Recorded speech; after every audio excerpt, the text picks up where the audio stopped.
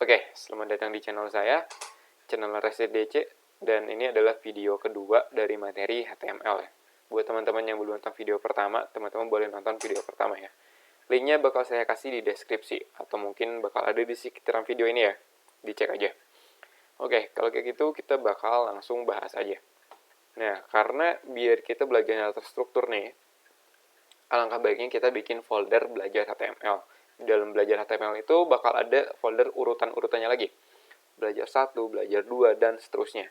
Karena di video yang pertama kita udah belajar 1 nih, sekarang kita bakal belajar 2 ya. Jadi kayak gini penampakannya. Nah, di sini kita coba bikin ya, belajar 2. Oke.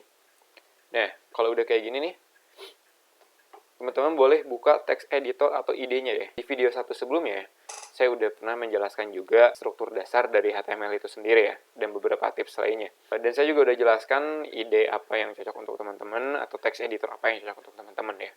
Jadi, semuanya terserah teman-teman. Tapi di materi HTML, saya akan pakai idenya atau text editornya ini Sublime.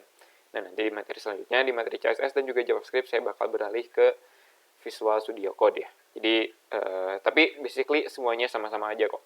Gimana teman-teman? Oke, kita langsung aja ya. Saya bakal buka Sublime-nya. Oke, nah ini yang video 1 ya. Kita bakal buka folder ya, kayak biasa. Diklik File, Open Folder.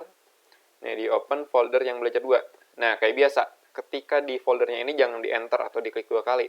Karena kalau kita enter atau klik 2 kali itu bakal masuk ke dalam folder, bukannya nge-open. Jadi biasain ketika ngeklik folder, diklik select folder.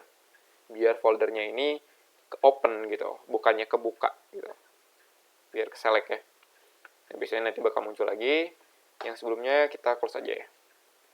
Oke, kita udah buka nih folder belajar 2 di text editornya.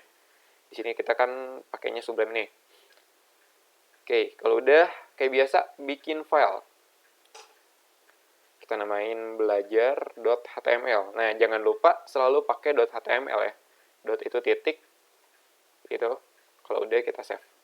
Nah, pastiin juga language di sebelah pojok kanan bawahnya itu adalah HTML ya. Mungkin di sini ketutup oleh muka saya ya, di pojokannya. Pokoknya pastiin di pojokannya itu ada tulisan HTML ya. Nah, ini nih, ada nih, yang checklist ini. Pastiin itu adalah HTML.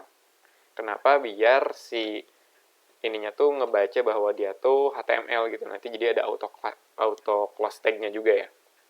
Dan snipset lainnya.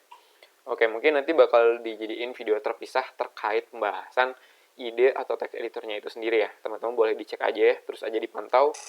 Oke, nah, di video kedua ini, apa yang bakal kita bahas? Kita bakal bahas terkait heading. Nah, kemarin kita kan bahasnya terkait si fungsi HTML itu apa, dan struktur HTML-nya ya. Nah, untuk teman-teman yang pakainya Sublime, teman-teman bisa ketik kayak gini, lebih kecil, ketik H, terus enter, biar muncul struktur dasar dari HTML tersebut. Untuk teman-teman yang pakainya Visual Studio Code, teman-teman boleh ketik tanda seru, nanti bakal muncul ya, langsung di enter aja. Kurang lebih sama kayak Sublime sih. Cuma kalau di Sublime kayak gini ya. Oke, nah di sini kita coba kasih title-nya belajar heading gitu ya. Kayak gini. Kita save, jangan lupa selalu tekan Ctrl S ya, atau tekan file, save. Nah, dan ingat juga ya, selalu ada ciri-cirinya ya. Ciri-cirinya itu adalah bulat di sini. Itu artinya teman-teman belum nge-save filenya. Karena kalau udah di-save itu bakal jadi X, bukan jadi bulat ya.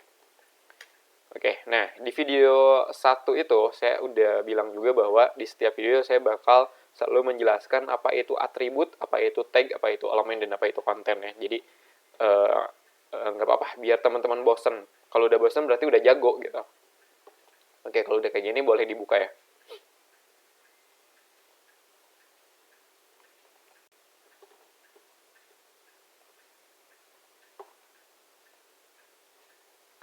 Oke, nah ini. Di video pertama juga udah dijelaskan apa fungsi dari title ini ya.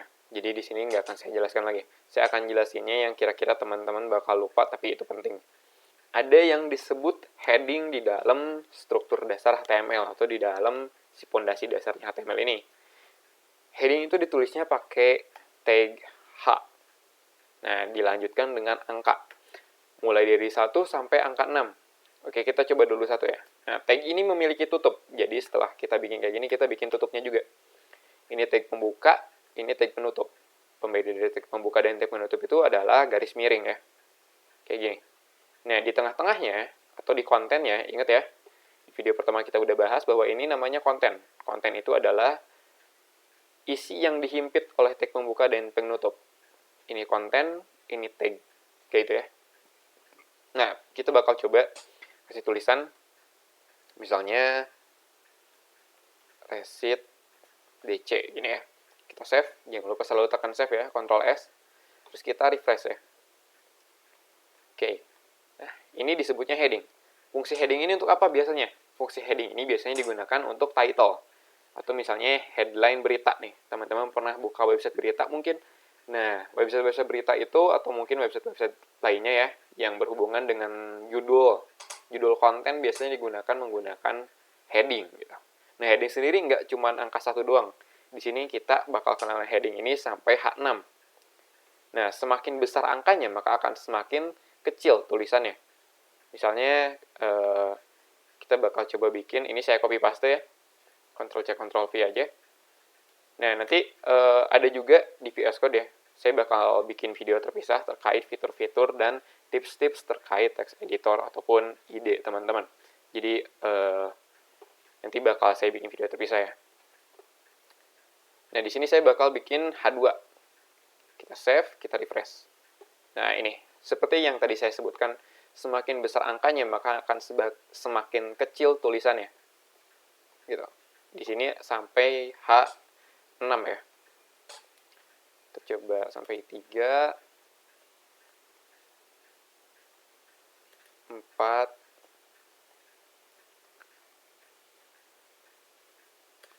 5, 6. Kayak gini ya. Kita save. Nah, semuanya memiliki ketebalan yang sama, cuman memiliki ukuran yang berbeda. H6 ini udah semakin kecil ya. Kalau kita pakai tulisan biasa nih, nggak usah pakai tag heading. Tes misalnya. Nah, beda ya. Gitu.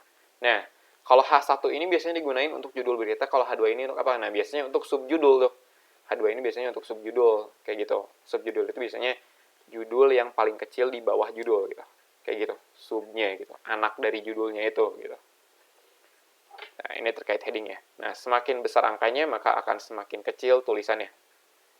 Terus kalau H1 ukurannya segini, gimana caranya mau pakai yang lebih besar lagi? Biasanya mungkin teman-teman pernah lihat nih website yang tulisannya tuh ukurannya gede gitu. Sedangkan maksimalnya kan H1 ya. Nggak ada lagi atas H1 gitu. Mau H negatif, mau gimana? H0 gitu. Nggak ada. Nah, gimana caranya biar ukurannya lebih gede lagi? Nah, nanti teman-teman bakal pakai CSS ya. Jadi, seperti di video 1 yang pernah saya bilang bahwa HTML ini adalah pondasi dasarnya. Jadi kira-kira kalau ada pondasi yang tidak cocok nih, kita bakal ubah di CSS. Kayak gitu. Oke, mungkin sampai sini teman-teman paham ya. Intinya jangan sampai lupa aja sih. Ini adalah tag, ini adalah konten, ini adalah penutup tag ya. Itu harus selalu ingat. Oke, buat teman-teman yang belum nonton video pertama, teman-teman boleh nonton ya. Karena di video ini kita hanya bahas terkait heading, karena heading hanya segini saja pembahasannya. Jadi saya sudahi untuk video kali ini. Terima kasih telah menonton. Sampai jumpa di video selanjutnya.